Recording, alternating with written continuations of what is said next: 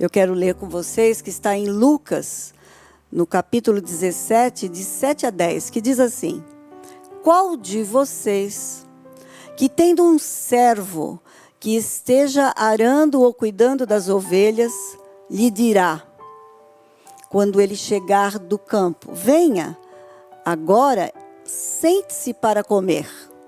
Pelo contrário, não dirá, prepare o meu jantar, apronte-se e sirva-me enquanto como e bebo. Depois disso, você pode comer e beber. Será que ele agradecerá ao servo por ter feito o que lhe foi ordenado? Assim também vocês, quando tiverem feito tudo o que lhes foi ordenado, devem dizer, somos servos inúteis. Apenas cumprimos o nosso dever. Lembre-se, sempre que dedicação e comunhão são algumas das chaves para o sobrenatural de Deus. O reino de Deus, o alvo dele é relacionamento com Deus, intimidade com Deus, fidelidade com Deus, obediência a Deus e a Jesus e a expansão do reino. A alegria e a satisfação são consequências naturais para quem conhece a Deus. A minha felicidade tem que emanar do meu relacionamento com o meu Criador. Felicidade é um subproduto para quem conhece a Deus e não pode ser alvo da sua vida. Porque quando a felicidade é alvo, ela se torna um Deus em nossa vida. E para dizer hoje, nós imaginamos que o Deus desse século é chamado de a minha felicidade. Aí, eu sei que muitos podem pensar, servir a Deus ou servir ao eu, será que dá? São opostos incompatíveis. Então eu queria perguntar, a quem você tem consagrado a sua vida e o seu modo de viver? Porque para servir a Deus, nós, em primeiro lugar, temos que conhecê-lo.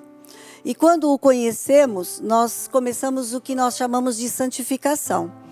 Mas quando nos aprofundamos no seu relacionamento, nós vamos servindo a Deus com gratidão. E aí nós começamos a nos consagrar a Ele. Eu quero fazer uma diferenciação entre santificação e consagração. Porque hoje eu quero dar uma ênfase maior à consagração. Porque santificação é afastar-se do pecado, é manter-se puro, é separar-se do mundo para estar com Deus. A palavra santificação no hebraico é kadosh, que significa separado, consagrado ao serviço do Senhor. E santificação, como é um processo, ela começa logo que nós nos convertemos. Porque nós chegamos à igreja com vários ranços e costumes do nosso viver antigo. E aí nós vamos aprendendo que não era bem daquele jeito que deveríamos fazer. Então, o pecado começa a ser chamado de pecado. O pecado não é um problema que eu tenho. O pecado é pecado. E aí eu lembro de uma musiquinha muito antiga, que eu acho que só quem tem mais de 50 vai lembrar, que diz assim, não existe pecado debaixo do lado do Equador. Não vou nem cantar porque eu não sou boa de cantar. Mas o pecado, ele tem sido relativizado. Um dia uma pessoa chegou para mim e disse assim, eu tenho um problema com pornografia. Eu falei, problema? Você não tem um problema, você é um pecador cujo pecado está te afastando de Deus, que é a pornografia. E a pornografia é um pecado que você tem que superá-lo. Você tem que se livrar dele se você quer ter comunhão com Deus. Se a santificação nos faz chegar a Deus de uma maneira por uma ordenança, eu quero dizer que a consagração vai muito mais além do que isso. A consagração, ela é diferente porque ela não é um mandamento. Você faz porque você deseja fazê-lo. Você abre mão de alguma coisa que te dá prazer para fazer algo que dá prazer ao Senhor, que dá alegria ao Senhor. O seu prazer é alegrar o nosso Senhor. Eu creio muito que se consagrar é renunciar a algumas coisas que talvez fosse até plausível ser feita, mas você não quer fazer naquele momento, você se dedica ao Senhor.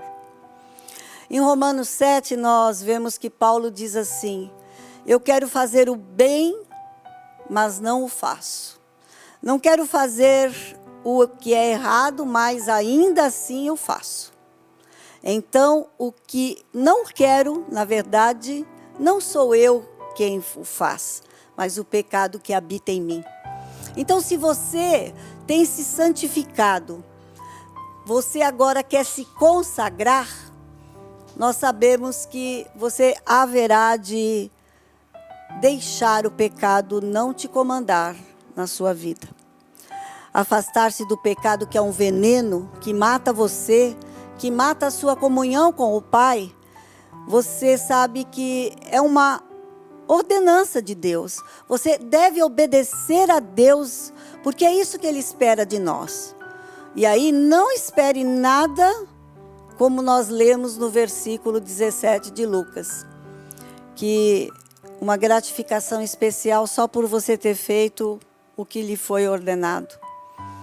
Faça um bolo especial para Deus. Deus quer ser surpreendido. Você tem que ir além da sua obrigação. Veja como Jesus diz em João 8, 29. Ele diz assim: aquele que me enviou está comigo, que é o Pai, né? Ele não me deixou sozinho, pois sempre faço o que lhe agrada. Jesus veio para agradar ao Pai. Talvez ele não quisesse sofrer tudo que ele sofreu, como ele mesmo disse: Pai, afasta de mim esse cálice.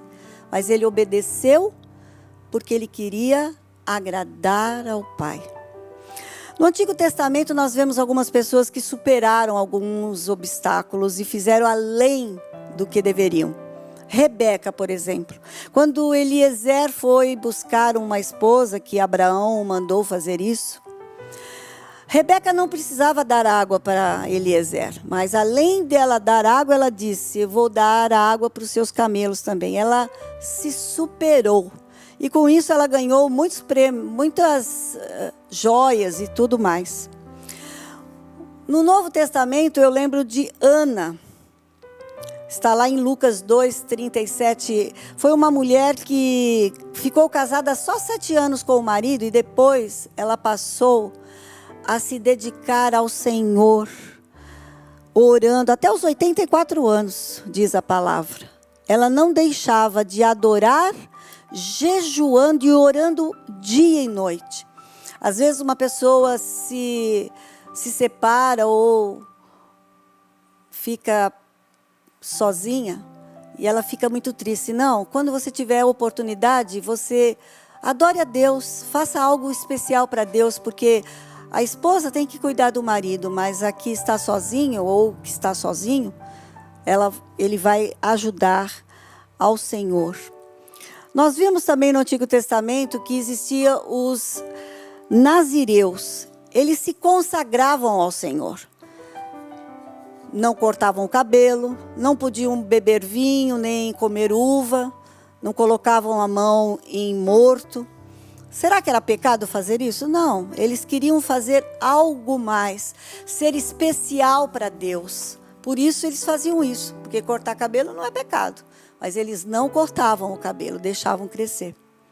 O amor que Deus sente por nós nos constrange sempre. E nós temos que fazer algo de especial a Ele. Por exemplo, jejum. A nossa igreja está em jejum essa semana. Nós tiramos algo que nos faz bem, nos alimenta, mas nós damos a oportunidade para Deus trabalhar no nosso coração quando nós fazemos um jejum. Porque daí o nosso estômago lembra que nós não comemos e a gente vai e ora a Deus. E é nesse momento que você se achega mais ao Senhor. Porque jejum não é um mandamento. Não vemos na Bíblia a obrigatoriedade de fazer jejum. Senão você que não faz jejum estaria pecando, né? Mas Jesus diz lá em Mateus 6,16 assim: quando orares. Ele está esperando que nós façamos isso. Aliás, quando alguém veio reclamar a respeito dos discípulos dele que não oravam, ele disse assim: enquanto eu estou aqui, eles não têm que orar, jejuar mesmo. Não orar, não, jejuar. Mas quando eu for embora, eles o farão. E Jesus espera que nós façamos isso, para amortecer a nossa carne, podermos fazer algo de especial a Deus. Quando você decide se consagrar, algo a mais você também vai receber de Deus. Em Josué 3, capítulo 3, verso 5, diz assim: Josué foi ordenar ao povo: consagrem-se, pois amanhã o Senhor fará maravilhas entre vocês. Se você se consagrar, você vai ver Deus fazer maravilhas na sua vida. Tudo que é ordenança, dízimo, por exemplo, é uma ordenança. Oferta é aquilo que vem do seu coração.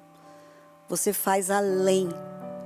Dízimo é 10% do que você ganha. A oferta é além dos 10%. Santificar-se é uma ordenança. Nós sabemos.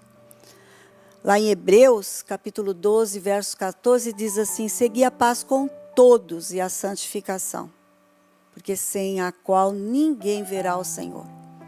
Nós temos que a cada dia nos santificar, porque senão não veremos ao Senhor.